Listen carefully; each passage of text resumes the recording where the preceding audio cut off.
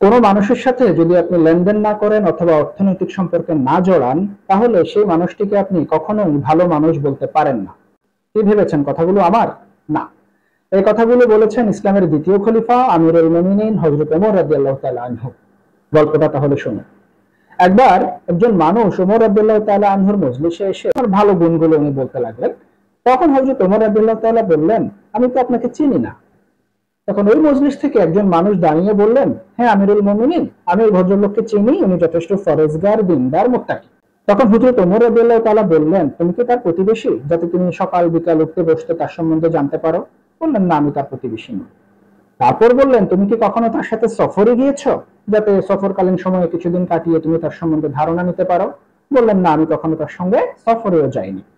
তৃতীয়ত হযরত ওমর রাদিয়াল্লাহু তাআলা প্রশ্ন করলেন, তুমি কি কখনো তার সাথে লেনদেন করেছো বা অর্থনৈতিক সম্পর্কে জড়িয়েছো?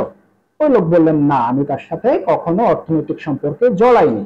তখন হযরত ওমর রাদিয়াল্লাহু তাআলা আনহু বললেন, তুমি আসলে এই লোকটাকে চিনোই না। তুমি যার প্রতিবেশী নও, যার সাথে সফরে যাও নাই, যার সাথে অর্থনৈতিক লেনদেন করো নাই। অর্থনৈতিক লেনদেন হচ্ছে একটা মানুষের বিশ্বাসযোগ্যতা অর্জনের জন্য অন্যতম মাধ্যম। যে লোকটা লেনদেন ভালো, সেই লোকটা বিশ্বাসযোগ্য। রাসূলুল্লাহ সাল্লাল্লাহু আলাইহি ওয়াসাল্লাম বলেছেন, যার আমানতদারিতা নেই, তার ঈমান নেই, যার প্রতিশ্রুতি পালনের ঠিক নেই, তার দ্বীন নেই, মানে বেদীন।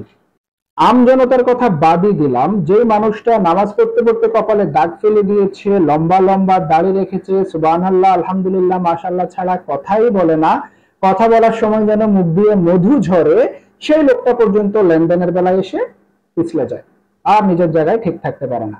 আল্লাহ আমাদেরকে হেফাজত করেন।